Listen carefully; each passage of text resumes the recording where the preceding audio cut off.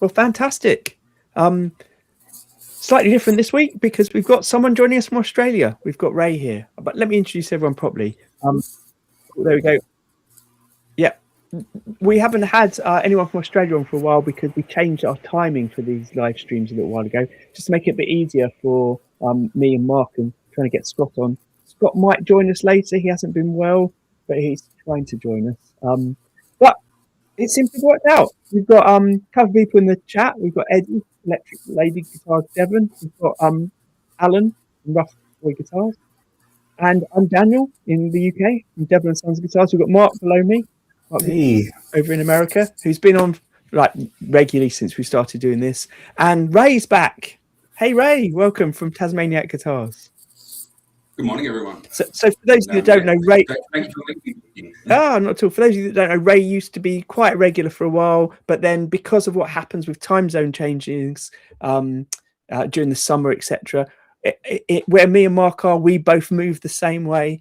In Australia, they move the other direction to us. So it makes it even further apart and even harder to find a time where we're all potentially awake. I'm barely awake. It's 10 o'clock here.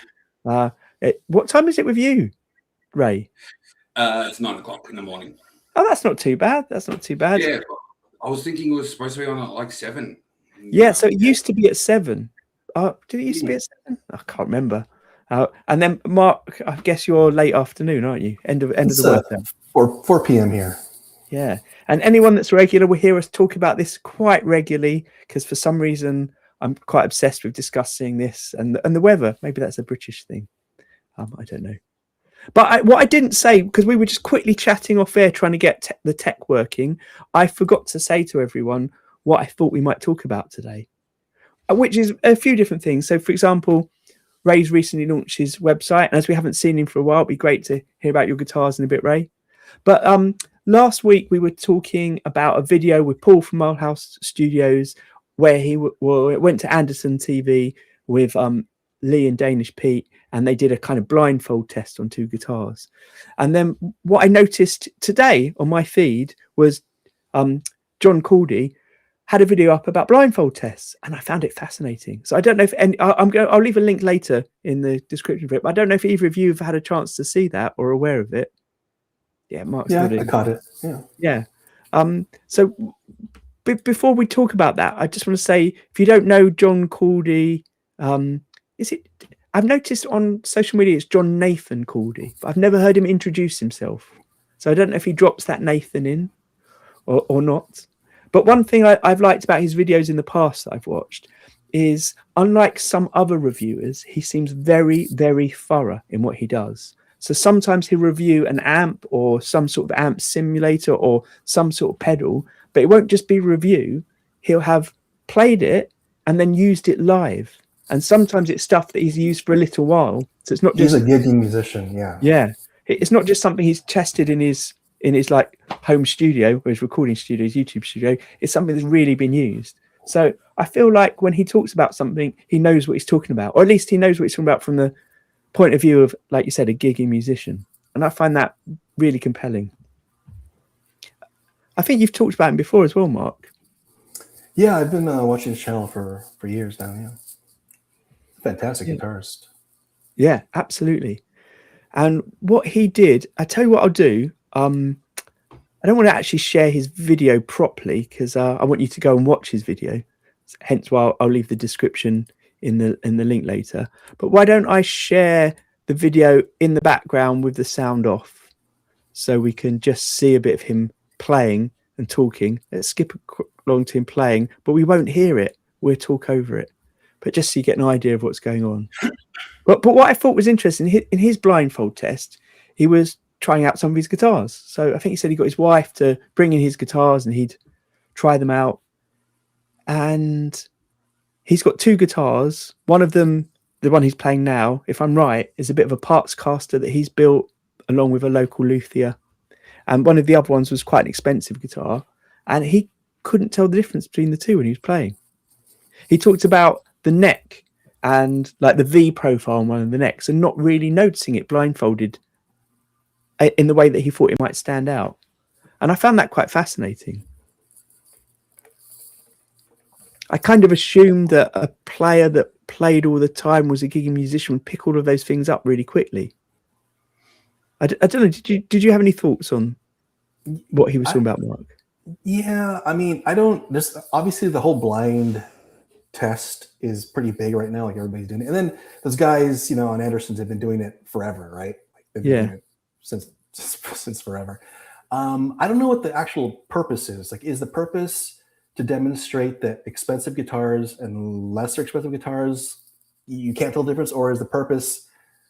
I'm kind of lost with like why they're doing it, right? I think if honestly, like I could tell, like I know what I'm playing if I was blindfolded, and I think for John, he was just playing it, because if you touch the guitar, like the way like Rob Chapman used to do it, like he would they would touch the guitar everywhere, touch the controls, touch the tuners, touch everything. And if you did it that way, you can totally 100% tell what you're playing. Yeah. But I think John was just playing it, like put your arm and your hands in position and play. And I think his point was, if you're just playing without the sensation of feeling anything, can you tell the difference? And I think that's what he was going after. Yeah. So he's spot on exactly what you're saying. He was trying to do that. At one point, I think he said he may have accidentally touched the controls, which revealed it might have been a Telecaster, which is why he was trying to decide which Telecaster it was.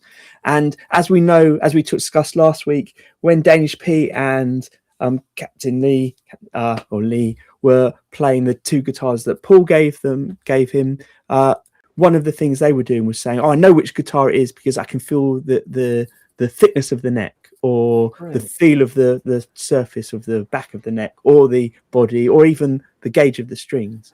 But so at that point, it's not entirely blind. Like, you need more than just a blindfold. If this is going to be about tone and ears, or is this going to be about how the frets and strings feel underneath your fingers? I mean, there's so many variables here that you have to kind of like first determine what your goal is. Is the goal to like whatever, right? Like in John's case, can he tell the difference with just strumming without it being plugged in, right? As opposed to the guys on Andertons where like they could feel, they could feel the back of the neck and they knew what it was. Like, you'd have to find a way to like mask that somehow if they want to do the same test. So to get back to John in one moment, the thing I like about, for example, as we brought up the Andertons tests and the Rob Chapman being on them, the thing I always liked about those was the idea that, for example, particularly with pedals, I know we're going to talk about guitars because we're guitar builders, but with pedals, you'd have them trying to guess which pedal it was, which make it was, which model it was, which sort of effect it was sometimes. And that was just entertaining to watch. So I didn't feel like I was learning anything about the pedals so much. I was just learning about the presenters and the people playing.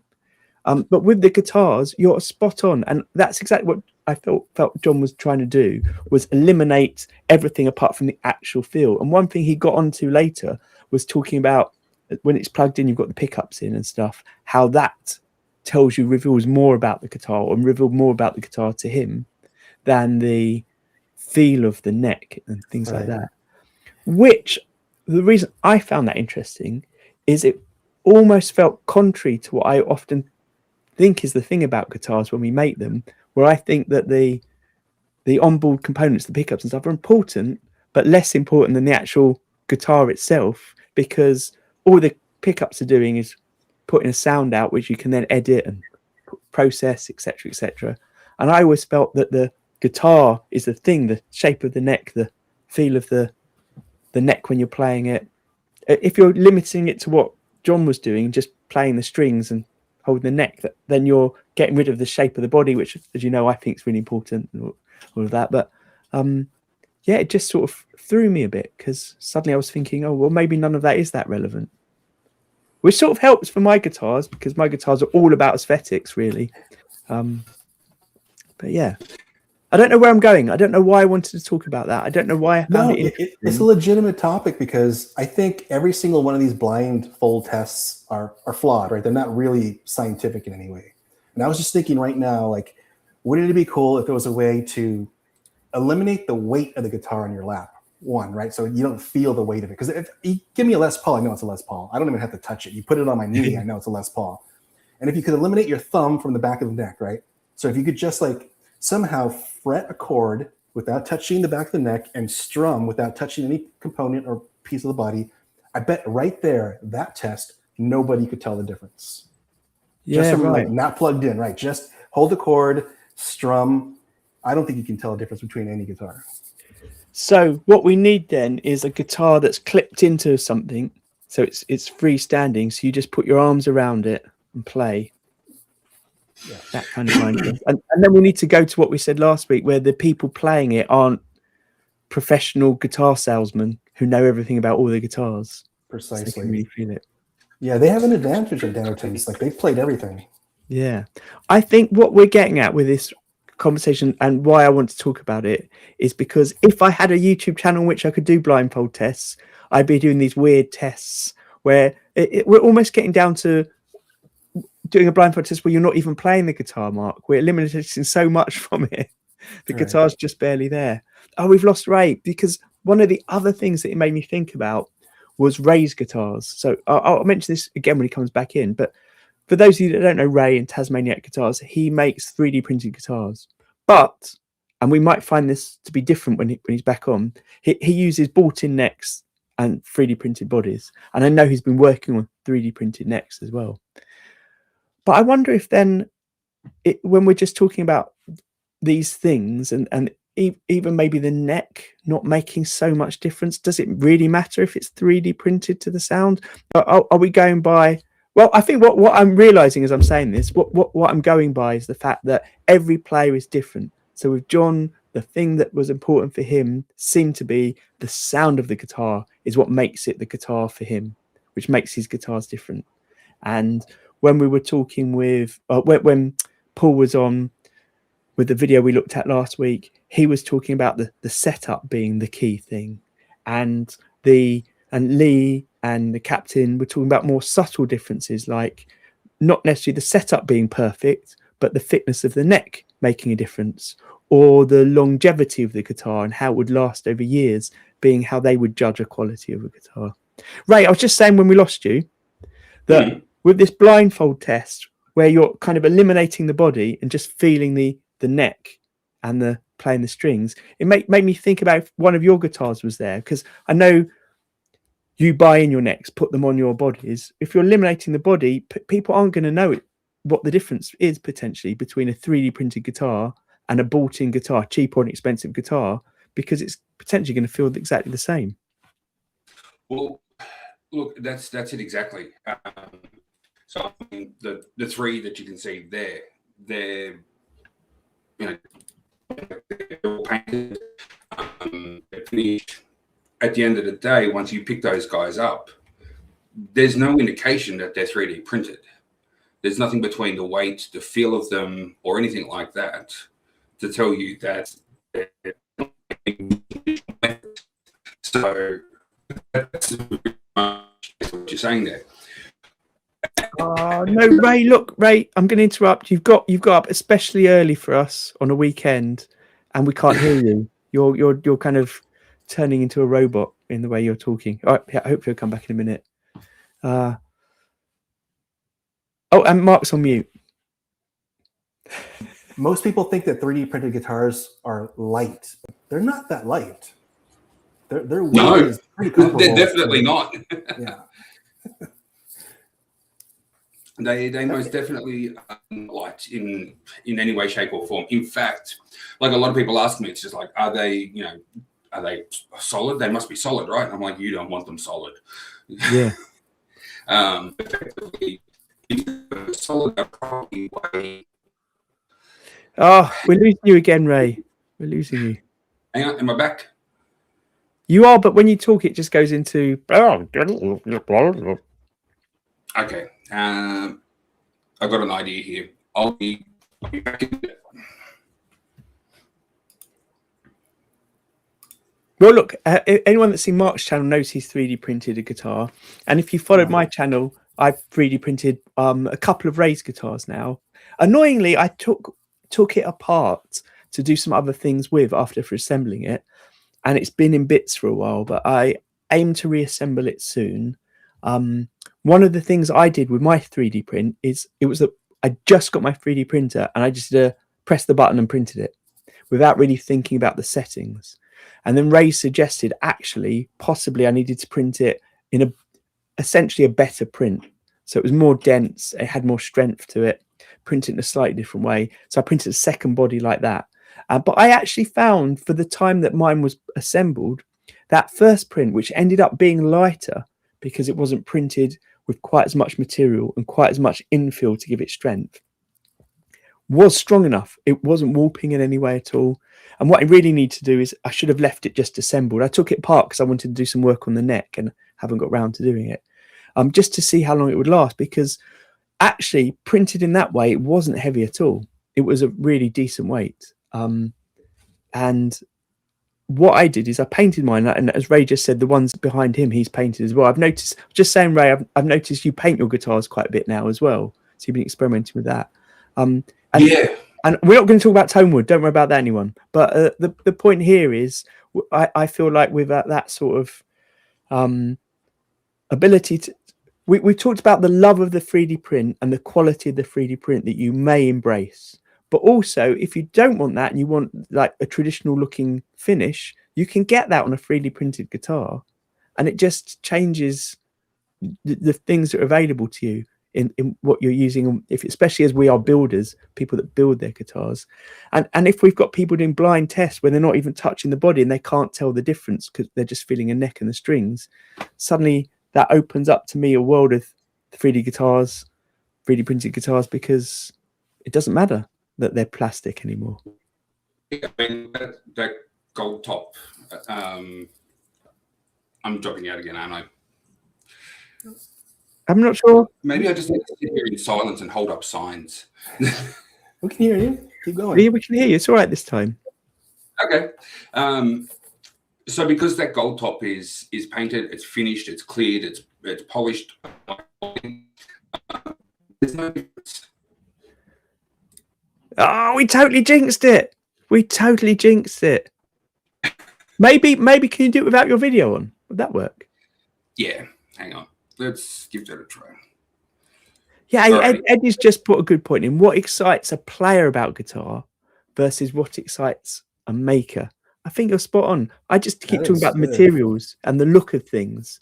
And my disappointment, I guess, with John Cordy, because not disappointment with him, but disappointment with the idea that he's listening to the sound of the guitar, and that's what makes each guitar better for him.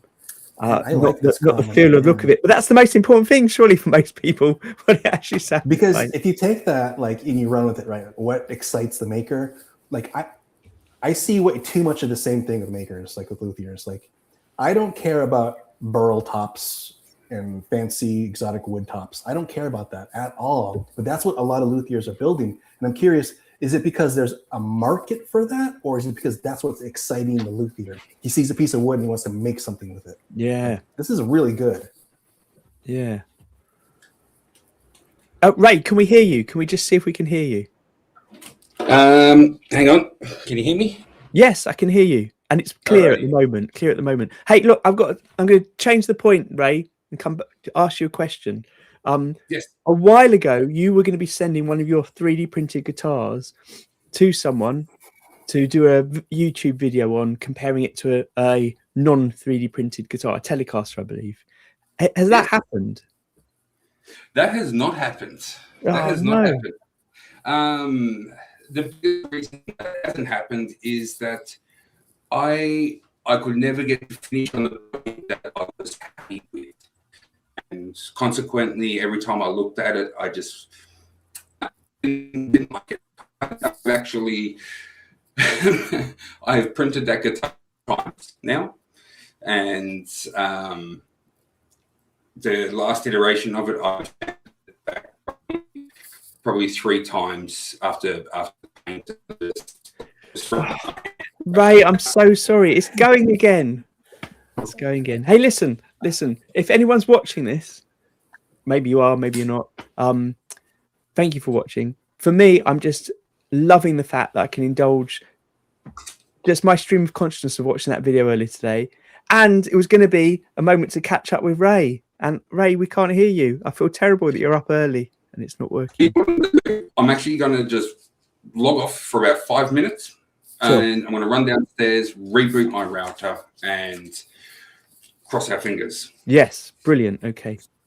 Brilliant. So hopefully, and if that doesn't work, I'll join you guys in the chat. Oh yeah, okay. Oh, cheers. Thanks, Ray. Oh, sorry, Ray. So That's all hey, right. right. Speak to you soon. So let's get back to what we were just saying, Mark. The thing that excites you, the building element, the choice of materials. Was it that you were saying? Were you saying this chat, this discussion about material choices is what's exciting you?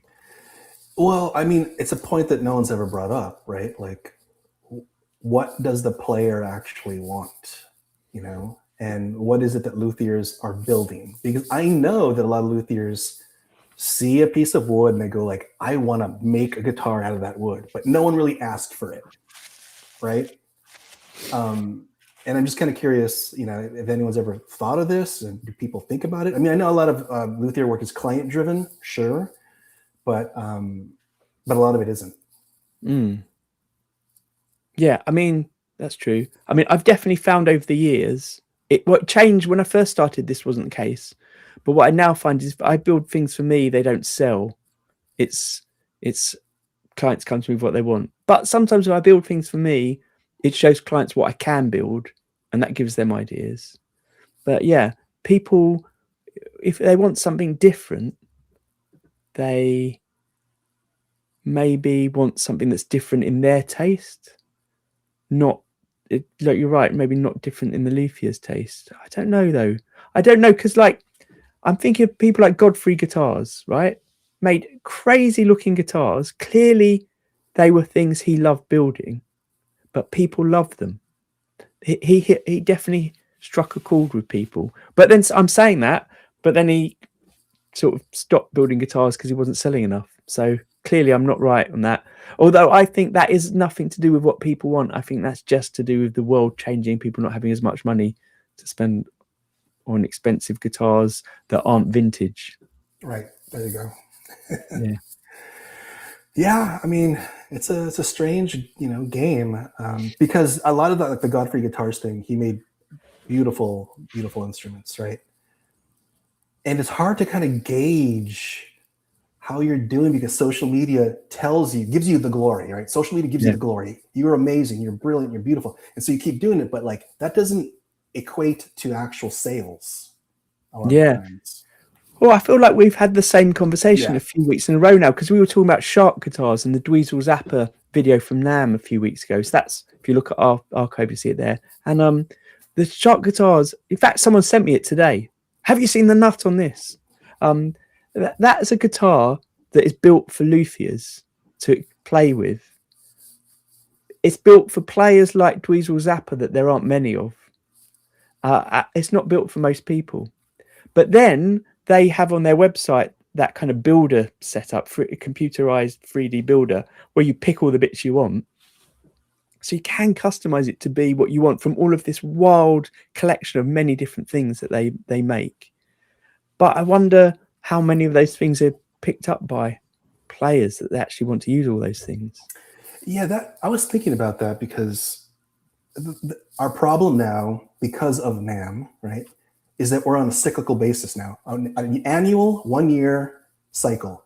So the shark thing is the innovative thing today, but the next NAMM, there's going to be something else, right? And it's just a cycle that continues forever. And so what happens to shark guitars after next year's NAMM? You know, does it go away and vanish, or does it, I don't know, somehow take a grip onto guitar culture and continue to progress onward? Who knows?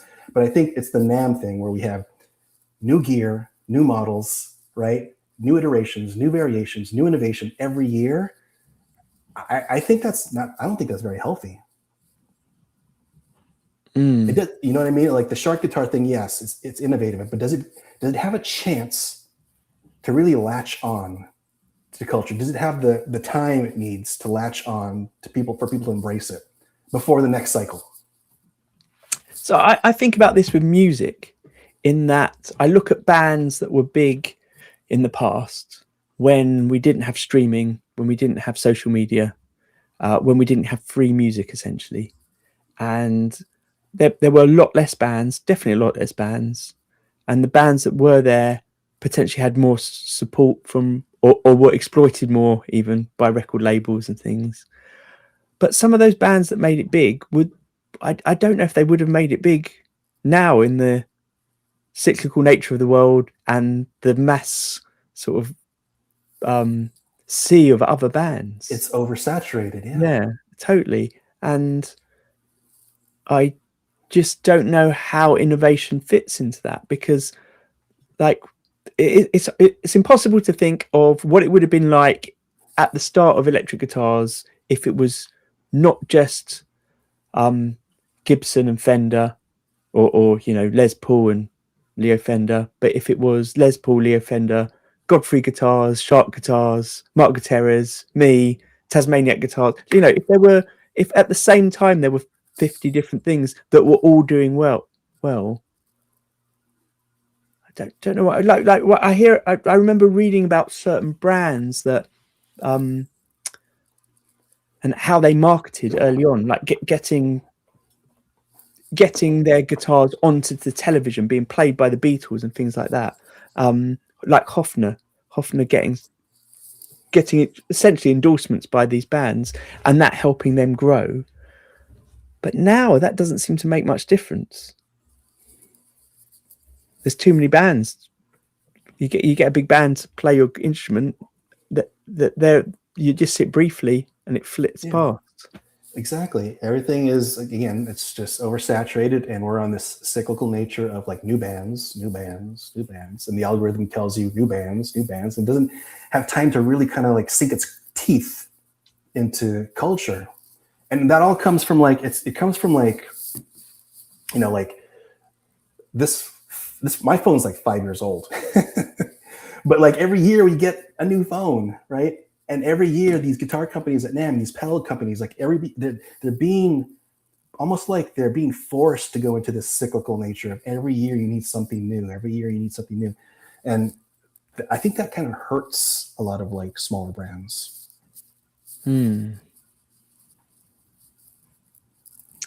So I'm trying to relate that to the guitar shows I go to, where you do see the same boutique builders pushing at it every year. I know we've talked about how different it is in the UK, where there's so many shows. So I'm going to the Birmingham show in a couple of weeks, which is the biggest one in this country, and it's significantly bigger. And what I've noticed from asking around is how many people are either going to exhibit or, like me, just going as punters, but as a chance to meet other builders and sort of, for some people, not necessarily me in particular, but to do networking and things like that.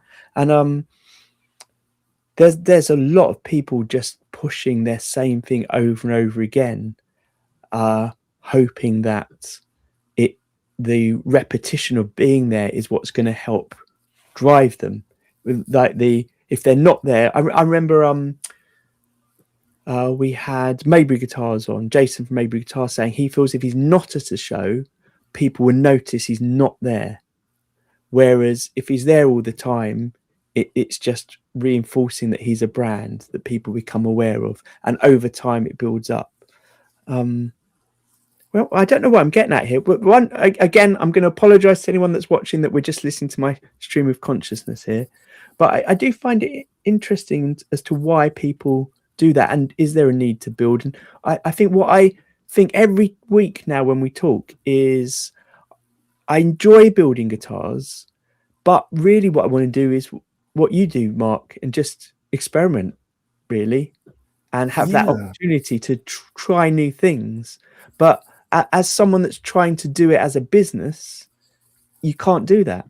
I can't spend a couple of weeks doing something crazy if it's not going to go somewhere. And I've spent a few years trying to do crazy things, not totally out there things, but things that are quite different, and it doesn't necessarily work.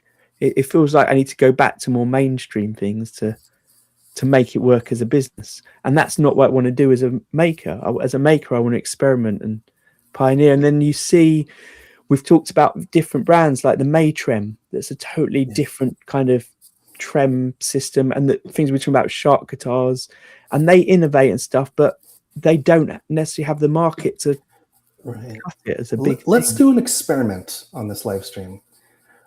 1 year from today, let's still see if Maytram and Shark are part of the conversation. Right? Let's see if we're still talking about them 1 year later.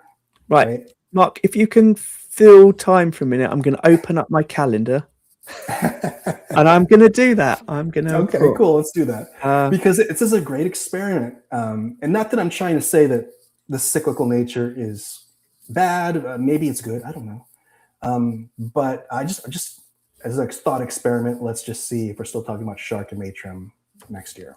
Or we're talking about something else that came out, right? And let's also take a look at the progress. Was Shark able to actually, again, sink its teeth into guitar culture? And is it on some name brands? Are boutique builders, building with those innovative, nuts and bridges? Let's just find out. Let's just do kind of like a glance backwards and forwards. I think that would be interesting. But to get back to your thing about like playing around, right? And like experimenting. I told myself years ago, if guitar building stops being fun, I'm just going to stop doing it. And I don't even remember the last time I built a guitar. Like I'm just having fun, like goofing around. That's important. I think for me to do that, I need a job that allows me to do that. But stupidly, I've gone back so the guitar building for various reasons, as I've talked about before. I'm not earning enough to justify at the moment, so I've gone back to my old job, which is a job in a field where it's freelance, so it's not reliable and it's not well paid. So that was a stupid choice, maybe. There you go. Phoenix Landing Studio has just said no one needs to make overdrive pedals ever again. Oh, I saw the comment, so I had to get my overdrive pedal. Oh yeah, brilliant. Okay, so like it's true. Like when you start like diving into like schematics, right, for pedals, it's all derivative. Like it's all the same. Like you take a transistor, right? You have an emitter or a base or whatever. It can only be wired one way. You can only wire a transistor one way. The old bucket brigade IC chips for delays, you can only wire that one way. Everything else is just tone stacks and filters and stuff like that. But yeah, like overdrive pedals are like you own one. It's basically like everything else. Anyway, so I experimented with tubes, right?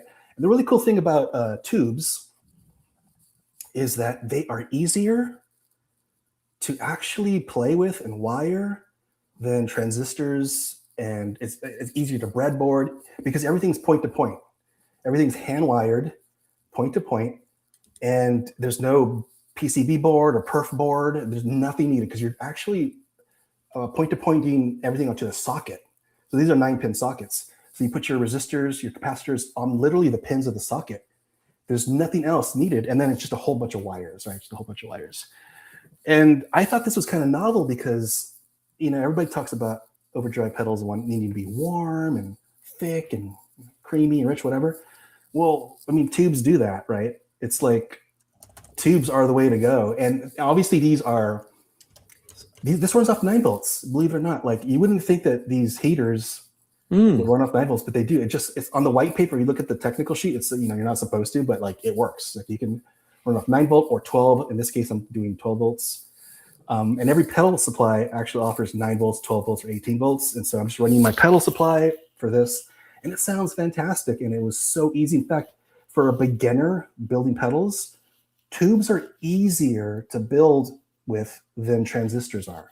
I'm totally not making a lie here. Like this is like 100% easier to wire because you don't have to worry about like traces or lines or PCBs. It's all point to point.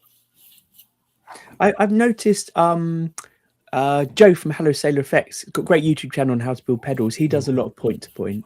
Although he does a lot of tag board stuff as well. Yeah, tag board. Which makes it a bit easier. But if you think about the tag board, if you turn the tag board around, you have to put all these traces and lines, right? You're mimicking the PCB. There's nothing like that here. Yeah. It's literally point to point. It's just so easy to do. They sound great. I mean, for me, I don't really care what it sounds like, Mark. It just looks awesome. So that's back to my aesthetic thing again. It looks awesome. Although, actually, I'm saying all of this, I am very excited for this weekend because I've got a couple of days or a day and a half where I'm just going to be on my own. with nothing to do, and I've got all my pedals out, and I'm going to be going through them all and just sort of working out what each one does, because I haven't used so many of them for so long, and I had so many because I used to have this really ridiculous pedal board. I'm just going to try and pare it down, have a cool pedal board, and do some stuff with it. And I know I mention them every week at the moment, but I saw a clip of the bass player from Nova Twins yesterday on social media. So it was like a 40-second clip of her doing a loop thing, not a loop thing, a little demo thing. And I couldn't work out what was on her pedal board. I think it's partly because it looked like the pedals were covered in tape, but it looked like she had 3 pedals that were identical that seemed to be some sort of pitch shifting pedal. And she was playing them, either one would go on and it would shift one way, one would go on and it shift the other way. Sometimes she'd hit both at two at the same time, and the sounds that were coming out were just crazy. And it's just not a new pedal. I'm sure she's not using a new pedal, but she's doing something different with it, and I just found that just fascinating. So it's made me want to go back and look at things. So when someone says there's no need to have an overdrive pedal again, well, I feel like I don't know if you're aware of Ranger effects, but Ranger effects do things like an overdrive pedal with some weird thing built into it, some sort of weird attack that's put into it, or some weird reverb that's part of that overdrive that's not the same as putting an overdrive and a reverb together, because they're combined in the same unit in a way that you couldn't do separately necessarily. And I find that fascinating. Those Ranger pedals, like they do some really interesting things. Where one of the reasons why I like modelers so much is because I can do those things, because these modelers are not just modeling pedals and amps and cabinets, right? They have LFOs, ASDRs, envelopes, right? They have step sequencers, and you can add these to any knob, on anything, on any amp or any pedal. So then you can do something where it's like, if my attack is hard, I can have a knob go like this on anything, whether that's the reverb, the delay, or the distortion. So I can play around with that. And then there's also like LFOs where I can have an LFO going really slow, right? Turning the knob slowly, right? And I can set the range of the knob. Maybe it's going slowly just this much. And then there's step sequencers where you have little sliders where you can actually step to do these, to do your knobs where a human being couldn't do it. Like a human being can't go from 20 to like 1 to 3, like in a step sequence. So that's from modeling, right? And I think Ranger effects do that like with some kind of DSP probably. Yeah. All right. So hold on. You've just confused me now, because now you've suddenly made me think I want to fiddle around with all these pedals and see what I can do.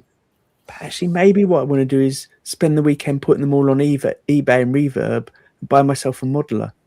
Because having had these pedals for years and not being able to do what I wanted with them, maybe I should just get a decent modeler and do something. Yeah, I know you, Ray.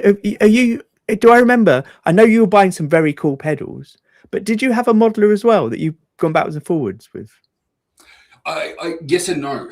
So when I want to experiment with a new sound, or I'm trying to find something that is just a little bit oddball or whatever, I will load up. What have I got? I've got Amplitude and Guitar Rig, and I've spent way too much money than what I should on all the extra modules to go into it. But that's for me. I find that fantastic for being able to experiment with things that I don't have, like going from a spring reverb to a plate reverb to a whatever. With that said, I am not a power user. Mark, you're clearly a power user, being able to bring in all these extra things, adding them onto the actual knobs and things like that. That's not something I can't do that. I do normally end up coming back though to an actual analog pedal. And don't get me wrong, I'm not going to sit here and go, it doesn't sound, DSPs and modelers don't sound like the real thing. They do. And the reality is if I was to start gigging again, I would probably go with a modeler, because I don't want to keep bringing that wherever I go. So actually, this is the thing. I cannot remember what models and what modelers Toby has. Toby, the guy that builds the devil sticks with me.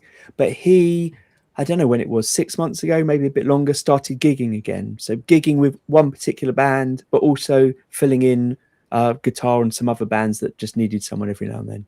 And he's started selling all his stuff just to downsize to have one modeler and a couple of other things on a small pedal board that he can move around, and a different thing to have at practice at home, because he was fed up having so many different things that if he was practicing at home, he'd have to take off one board. If he was playing with one band or another band, he'd have to move to another board. And then from gigging a lot, he was saying his board was quite big, so he just wants to downsize it to make it more portable.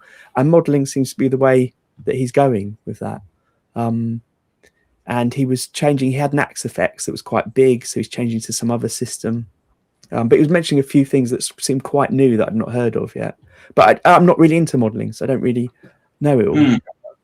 So, like a lot of my pedals are they're modified clones of different things, and there's only, at the end of the day, like while they're modified and can do all sorts of weird and crazy things that the original pedal can't do, the vast majority of the time, a lot of that stuff can be done on modelers if you know what you're doing. And about the only pedal I've got here that I can't really get on. I can do it on guitar rig, but I can't do it on Amplitude.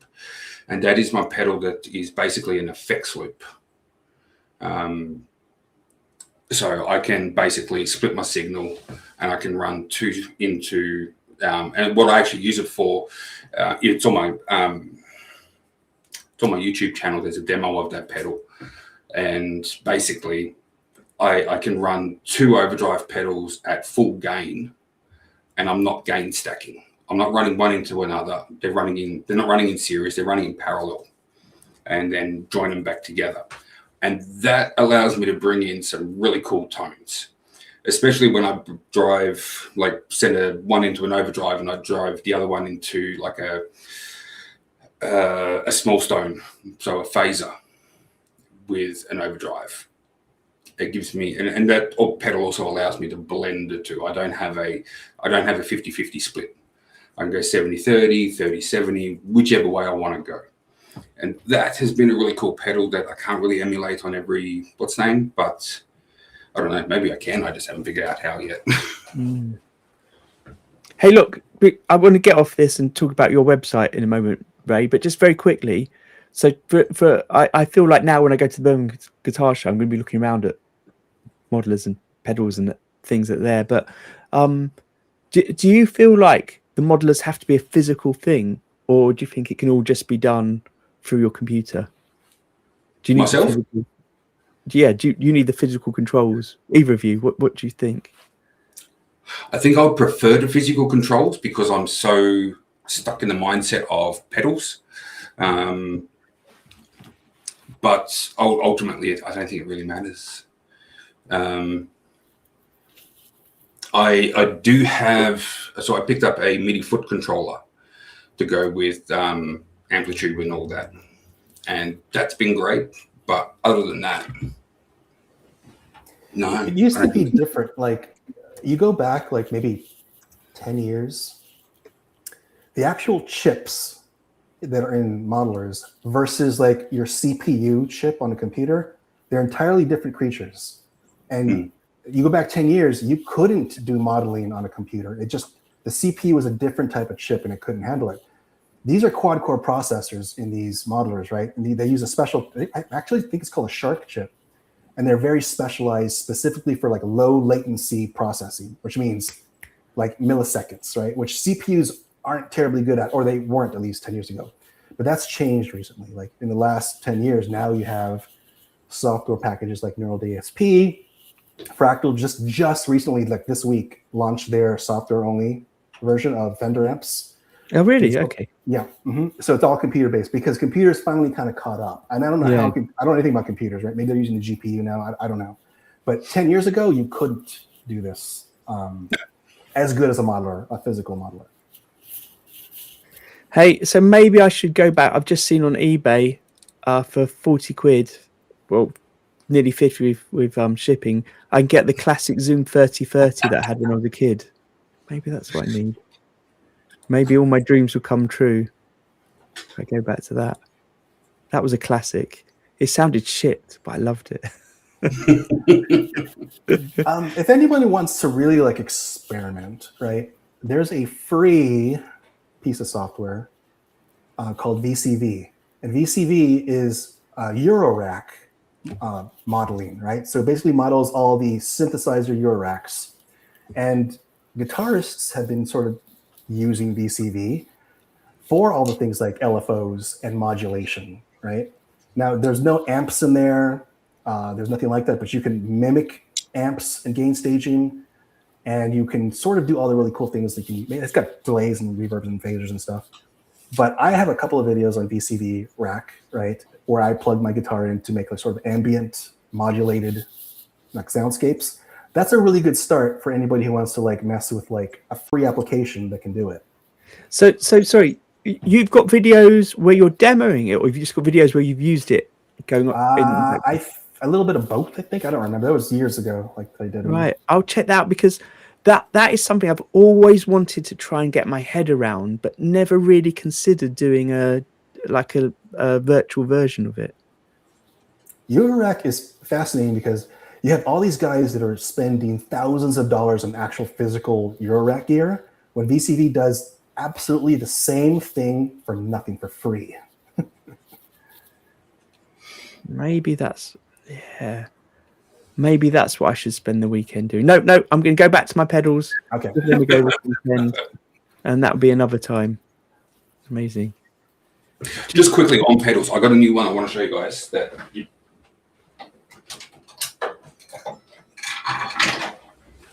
I picked this guy up just recently. What is it? Fender Full Moon Distortion. I bought this guy because I was told that it was like a super high gain pedal and has some really modern, heavy crunch tones to it. I got the thing in, I've plugged it in. It is not ultra high gain. It is not modern metal, but I'll tell you what it does do. I spent probably 2 hours reliving the 90s playing Soundgarden, Nirvana, Smashing Pumpkins. It absolutely nailed those sort of tones. So if you're looking for something like that, give the Fender Full Moon Distortion a try. Good. Okay, back to our original programming. Just saying, in the chat, there's a few people that I haven't seen in the chat before. So welcome everyone, and thank you for putting up with the Daniel guitar self-help session today, where we've talked about what am I going to do with the future? Should I have pedals or not? I'm definitely coming around to the idea that although I love physical pedals and things, it's always just such a pain getting it all out in my workshop and using it because I don't have much space. That's why I was trying to cut them down. But actually, maybe modeling is the way forward for me. And because I want to try weird things, maybe modeling will make it easier. And also before that, we had the little stream of consciousness where I was trying to work out what I thought after John Cordy basically said the thing that makes him know the difference between his guitars when he can't see them is the sound of them through the pickups, and made me think, why do we build? But of course, we build for other things. Yeah, as we know, part of what you hear is through your eyes when you're looking at your guitar. So there we go. You know what? Just on that, there's only one pickup I've got that you could drop it into any guitar, and if that guitar had it, I would probably go, oh, I'm really confident I know what that one is. And that's actually one of Mr. Glenn's pickups, the Drake. Yeah, I knew you were going to say that. Yeah, absolutely. I've heard you say before how good it is. You know what? It's not actually just so much the sound of it. It's the actual, like it's a big magnet. And it's got a lot of pull on it. And that's the one thing that I tend to notice is that every string is sort of, it pulls it down, it sort of clamps it a little bit. It's a little bit compressed, but on the same hand, like it is such a big sound. Anything I put that into is just like, yeah, I know that tone. But anything else, yeah, no, I could have a pretty good stab in the dark and maybe get it right. But at the end of the day, I'll just be guessing. Hey, look, right. We've gone on for quite a while, so let's do a 10-minute or so exploration and catch up with Ray and his website. So if it's all right, Ray, I'm going to quickly share your website. We don't have to talk about the website per se. We can talk about your guitars maybe, and what you've been working on that's different. Or are there any particular ones you want to pull out from your website that you think are worth talking about? Look, that jigsaw puzzle bass has been a very, very popular guitar. Yep, that one. So a lot of people have been really enjoying that because it's, first off, it's your typical, precision jazz sort of setup. But if you notice that picture there, it's a double humbucker as well. You get the options for both, and that's not something you sort of see a lot in a precision style body. So yeah, a lot of people have been grabbing that, and then they're just putting so not so much a tone, but a blender, using 2 pots, so volume and blend, and using that as a tone control to go in between the 2 pickups. Hey, now we've got your sound back. You were cutting out before when we were talking about your telly and the problem you were having about wanting to send it off to the YouTuber. Yep. But we couldn't hear what you were saying. Yeah, so essentially that one that wasn't making for him, it's got to be left-handed. Okay. That one is not painted, as you can see. There's a big old join right down the middle, but barely noticeable. You'll sort of notice that in between my guitars, I will either lean into the whole 3D printed process. I will sort of make a half-hearted attempt to hide it, but I don't really care. And then in other guitars, I try my best to absolutely get away from it, and that's like the 3 guitars behind me. Yeah, I mean this one I think is amazing how you go straight into taking advantage of the 3D print, and that conceals that it's 3D printed in many ways. Yeah, that's I still love that guitar. That's been a big seller as well. A lot of people have purchased that, printed that. The black and red one there, not many, everyone loves it, but not many are brave enough to try it, when in fact it's actually it's a very simple print. Right. So were you saying though, for the one that you were doing for that YouTuber, you had to do something that looked more like a traditional, not embracing the 3D print finish, and that was the problem?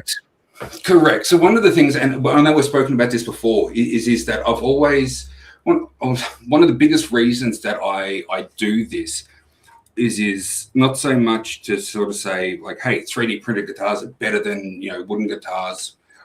I'm just trying to get other luthiers and builders and guitar players to sort of just see them as an option.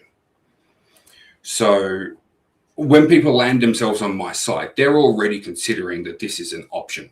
However, when a YouTuber, is sort of like who just does guitars, just reviews guitars, things like that, the majority of their viewers are going to absolutely hate the idea of a 3D printed guitar.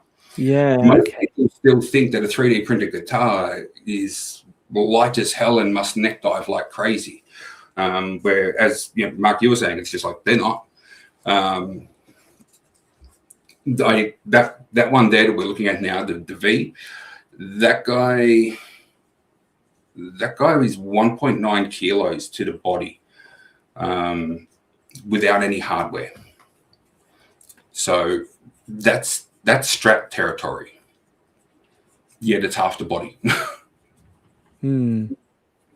So what was it about the one you were doing, the left-handed one, that you weren't happy with then? Because obviously you're implying it needs to be absolutely spot on perfect. Yeah. And I think my issue there was me. I found all of my imperfections and I wasn't happy with them. And I'm sure that is something that all of us as builders can do. Like, Have you ever finished a guitar and looked at it and gone, this is 100% perfect, there is zero faults? Yeah. Anybody? Can anybody say that? You know what's even worse? Like, I'm prepping the guitar for sale, and what I do is I look at the guitar through 5x magnification. So I'm looking like with a microscope almost, and I'm looking at all the imperfections. And I'm in there with like scalpels and razor blades and like correcting every tiny thing that nobody without the magnification will ever see.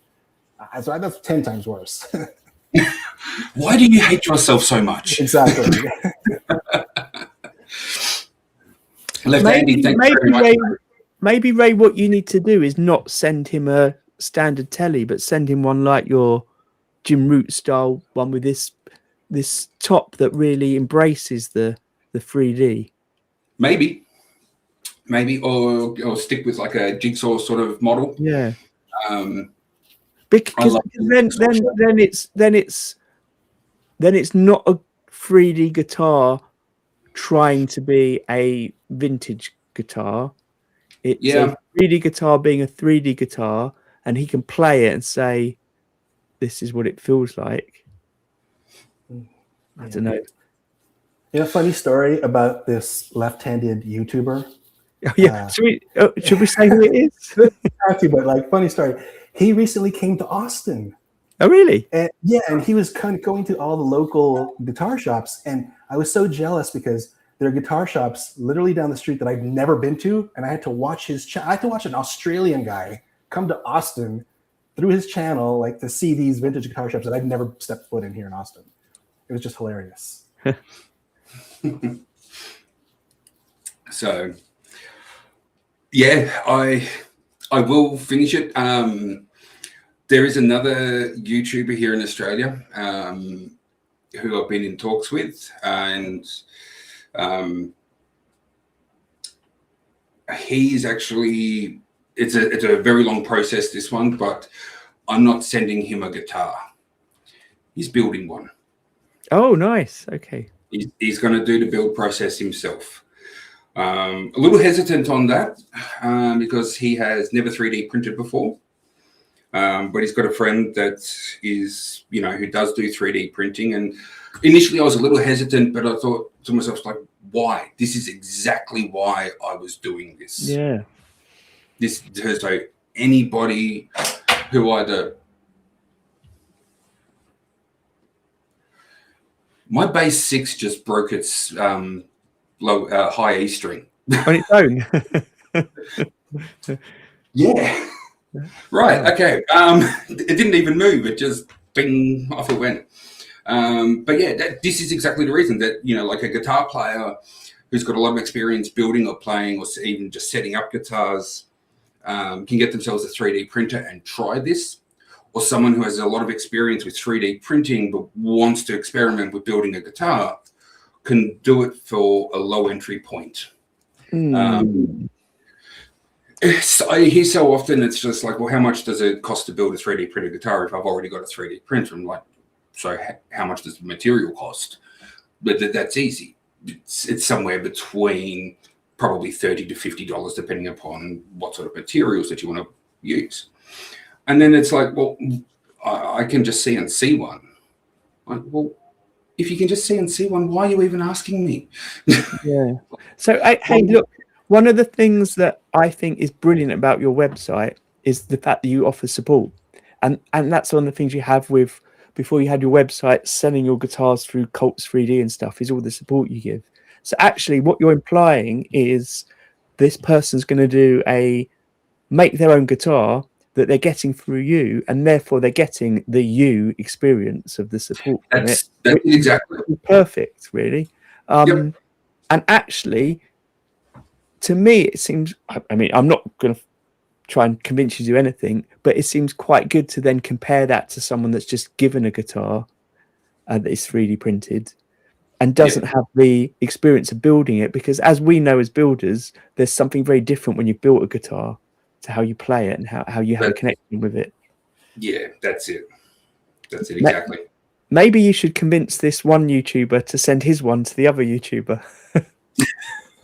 And then it's not you building it, And or maybe that makes it worse because then it's got no Maybe. quality control. Maybe. But yeah, look, the left-handed YouTuber is he's still happy to go for it. It's just been me. It's just been me, and I just need to move past that. Yeah. So exciting. Right. I think on that note, on that exciting news of someone building one that we can look forward to seeing, I'm trying to guess who it is. I will when we hang up, stay on air, and I can ask you. On that note, let's say goodbye. I'm around next week if anyone else is and wants to join in. Fantastic. If you're watching and you want to join in, obviously you can join in with the live chat, but you can also just message me. You can come on.